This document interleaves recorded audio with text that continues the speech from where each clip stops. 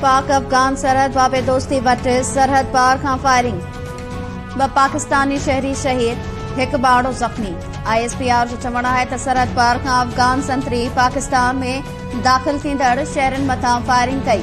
Firing में 1 बाड़े समेत 2 ॼणा शहीद थी विया। फायरिंग में 1 बाड़ो ज़ख़्मी थी पियो।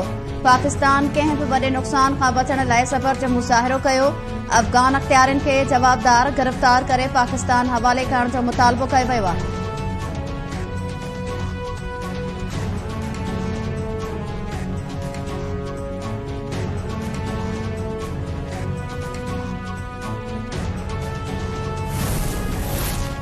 पाकिस्तान अंदर दहशतगर्द कार्रवाइयुनि में अफगान शहरनि जे मुलविस हुजण जी तस्दीक थी वई। अफगान दहशतगर्द गिच अरसे खां पाकिस्तान में गैर कानूनी सरगर्मियुनि में मुलविस आहिनि। गुज़िरियल कुझु महीननि खां पाकिस्तान में दहशतगर्द कार्रवाइयुनि में तेज़ी आई आहे। 12 मई ते मुस्लिम बाग हमलो, Zhob can, police line Peshawar ऐं ताज़ो हंगू में थियल हमलनि में अफगानी दहशतगर्द मुलविस निकिता। कानून लागू कंदड़ इदारनि अफगानिस्तान मां ईंदड़ दहशतगर्दी खे सख़्तीअ सां मुंहुं ॾियण जो फ़ैसिलो करे वरितो। पाक फ़ौज ऐं कानून लागू कंदड़ इदारा दहशतगर्दनि ख़िलाफ़ कार्रवाइयूं करे रहिया आहिनि। आलमी बिरादरी अफगान दहशतगर्दनि जूं सरगर्मियूं रोकण लाइ पाकिस्तान जी मदद करे।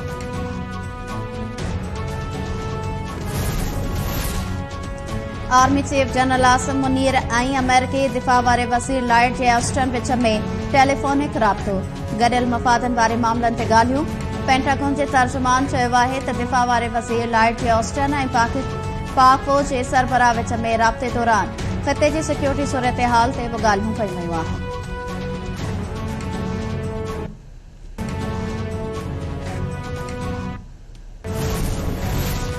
9 मई जी रिथाबंदी ज़मान पार्क में PTI चेयरमैन जी सदारत में गॾिजाणी दौरान कई वई।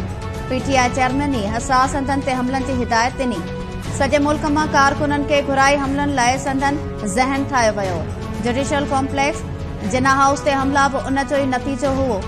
हिक निजी TV खे इंटरव्यू ॾींदे PTI अॻवान उस्मान डार पार्टी खां रस्ता धार करण जो ऐलान कंदे चयो आहे त 9 मई सानी जी जेतिरी बि मज़म्मत कजे घटि आहे। PTI चेयरमैन रियासत मुख़ालिफ़ मौक़िफ़ जी हिमायत कई। वफ़ाक़ी हुकूमत ख़त्म थियण बाद PTI में ग्रुप ठही विया। हिक ग्रुप में मुराद सईद, आज़म सवाती, हमाद अज़हर ऐं फरूक हबीब हुआ। मौजूदा सूरतहाल जो ज़िम्मेवार PTI चेयरमैन पाण आहे। उस्मान डार पारां PTI छॾण जो ऐलान।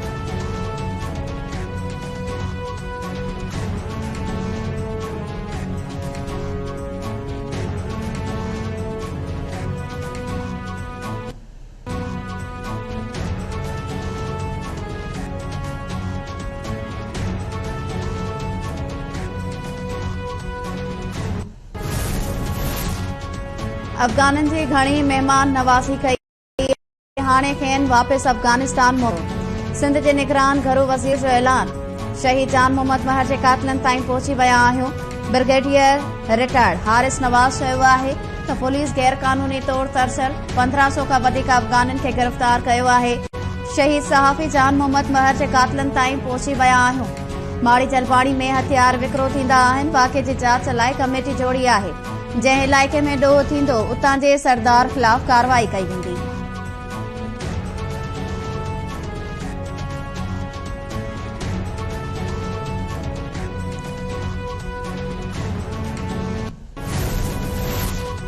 वफ़ाक़ी हुकूमत खां पोइ बलूचिस्तान जी हुकूमत बि गैर कानूनी तौर तरसियल परॾेहिनि खे पंहिंजे वतन वञण जी डेडलाइन ॾेई छॾी। बलूचिस्तान जे सुध समा वारे निगरान वज़ीर जान अचकज़ई चयो आहे त मुल्क में बग़ैर वीज़ा जे जेको बि अफगानी आयो उन ख़िलाफ़ कार्रवाई थींदी। सूबे में गैर कानूनी तौर तरसियल परॾेहिनि खे निकालीअ लाइ 27 ॾींहनि जी मोहलत ॾिनी आहे। पाकिस्तान में थींदड़ दहशतगर्दी में परॾेही पनाहगीर मुलविस आहिनि। गैर कानूनी तौर तरसियल अफगान शहरनि खे पंहिंजे मुल्क वञणो पवंदो।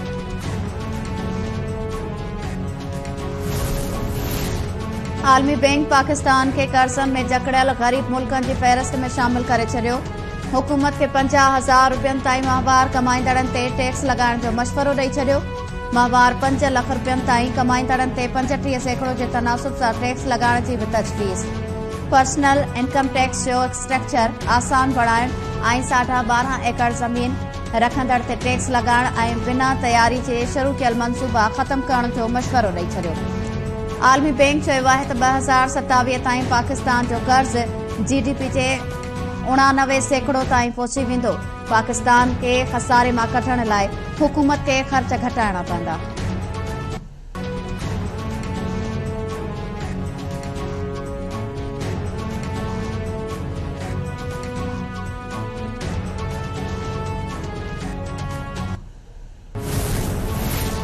नवाज शरीफ खे साज़िश तहत हटायो वियो। पैनामा खां शुरू थींदड़ साज़िश अकामे ते ख़त्म थी। नवाज शरीफ ऐं संदसि न्याणी खे जेल मोकिलियो वियो। मुल्क डिफॉल्ट तरफ़ वधी रहियो हो, पर नून लीग इत्तेहादनि सां गॾिजी रियासत ख़ातिर सियासत क़ुर्बान कई। नवाज शरीफ ईंदो त तरक़ीअ जो सफ़र ॿीहर उतां ई शुरू थींदो। लाहौर में कारकुननि खे ख़िताब कंदे अॻूणे वज़ीर आज़म शहबाज शरीफ चयो त नवाज शरीफ जे दौर में CPEC ज़रिए तरक़ी जो सफ़र शुरू थियो। नवाज शरीफ ख़िलाफ़ साज़िश कंदड़ किरदार अवाम आॾो वाइखा थी चुका आहिनि।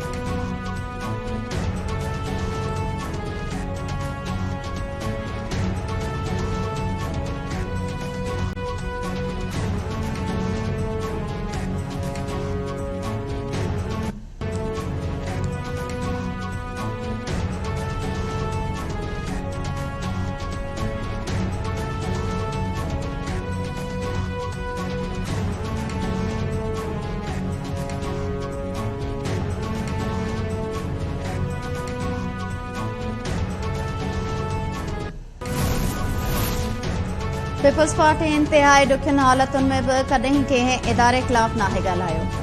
आसिफ ज़रदारी मुल्क खे मुआशी बहरान समेत समूरनि मसइलनि मां कढी सघे थो। 2018 जी इलेक्शन में बदतरीन धांधली ज़रिए हुकूमत मढ़ी वई।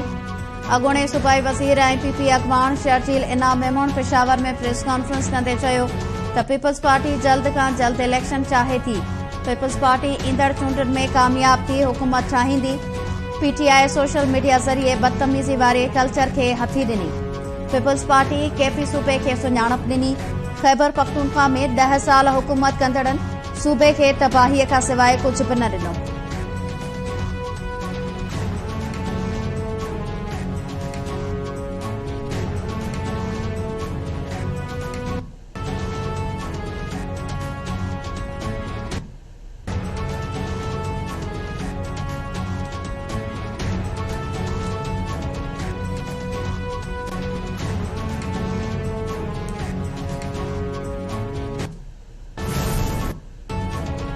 सखर पुलिस 52 ॾींहं गुज़रण बावजूद शहीद जान मोहम्मद महर जे कातिलनि खे गिरफ़्तार न करे सघी। शहीद जान मोहम्मद महर जा कातिल गिरफ़्तार न थियण ख़िलाफ़ सिंध सरापा एहतजाज बणियल। कातिलनि जी गिरफ़्तारीअ लाइ सिंध में कलम धड़नि जा एहतजाज बि जारी। सखर यूनियन ऑफ जर्नलिस्ट पारां 25 ॾींहं बि प्रेस क्लब आॾो एहतजाजी मुज़ाहिरो करे अलामती बुख हड़ताल कई वई। अॻवाननि पारां शहीद जान मोहम्मद महर जा कातिल गिरफ़्तार करण जो मुतालबो। हैदराबाद यूनियन ऑफ जर्नलिस्ट जे सॾ ते जामशोरो, बदीन आला, दादू समेत मुख़्तलिफ़ शहरनि में एहतजाज। न्यू सईदाबाद में शहीद जान मोहम्मद महर जे कातिलनि ऐं सहूलतकारनि जी गिरफ़्तारीअ लाइ अलामती बुख हड़ताल। कातिल गिरफ़्तार करण जो मुतालबो।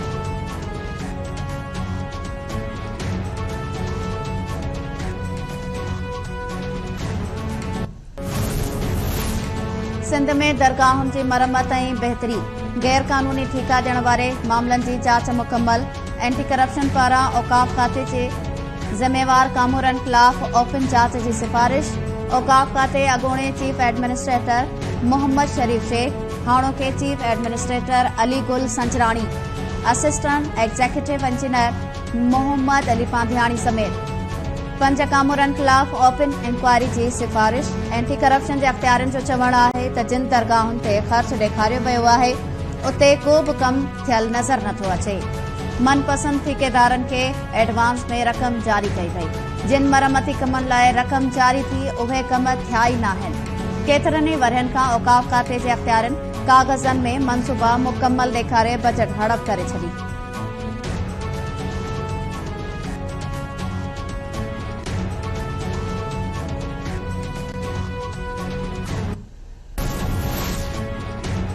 कुंडरी जे ॻोठ मेहार में 3 ॿार, तलाउ में ॿुॾी फोड़।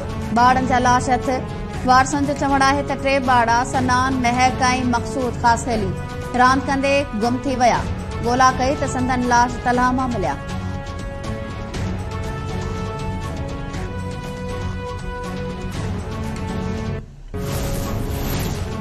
खैबर भरिसां हथियारबंदनि जी फायरिंग में हिकु ॻोठाणो क़तल, जवाबदार लाश रोड ते उछलाए फरार। मार्शीवेल नूर खोसो जो लाश ॻोठ बचल ॾेथो भरिसां मिलियो।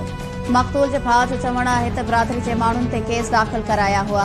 उन्हनि मुख़ालिफ़नि ई भाउ खे क़तल कयो आहे। जवाबदारनि खे गिरफ़्तार कयो वञे।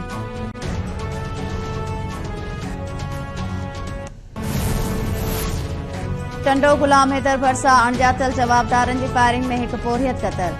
वारसनि जो चवणु आहे त पोरियत सूमार गोली लाबारो करे रहियो हो त अणॼातल जवाबदारनि जी फायरिंग में गोली लॻण सबबि मारिजी वियो। पुलिस पहुची मार्शीवेल पोरियत जो लाश अस्पताल मुंतक़िल करे पोस्टमार्टम कराइण बाद वारसनि हवाले करे छॾियो। सेठार जा वेझो ॻोठ पंचल चाकराणी में हैदर चाकराणी जो तशदुद थियल लाश हथ।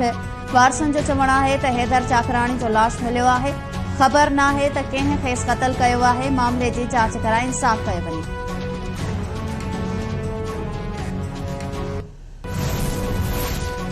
सकरण भरिसां धारदार रोड हादसनि में ॿ ॼणा फोत, लाश अस्पताल मुंतक़िल। ॻोठ पीर स्टाफ वटि ट्रक ऐं मोटरसाइकिल में टक्कर जे नतीजे में साजिद खानज़ादा फोत। शहबाज शाख वटि ट्रक जे टक्कर में वाटड़ू जावेद फास्टेली फोत। फोतनि जा लाश अस्पताल मुंतक़िल करे कानूनी कार्रवाई बाद मढ़ वारसनि हवाले।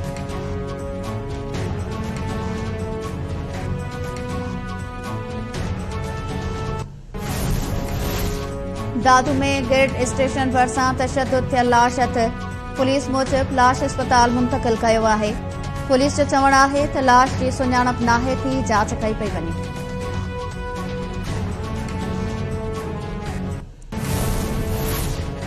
ऐं ठठो भरिसां ॻोठ अली मोहम्मद हालूवासी पोरीअ जा 4 ॿारड़ा पुरस्कार बीमारी में मुब्तला, घुमण फिरण खां बि लाचार बणियल। ॻोठाणे माशूक आलू जो चवणु आहे त संदसि हिकु न्याणी राहिला ज़ुल्फ़कार मामन ऐं आसिफ केतिरनि ई सालनि खां पुरस्कार बीमारी सबबि घुमण फिरण खां लाचार बणियल आहिनि। सिंध हुकूमत ऐं सरहदे वारा ॿारनि जो इलाज कराए संदनि मासूरी ख़तम करण में मदद कनि।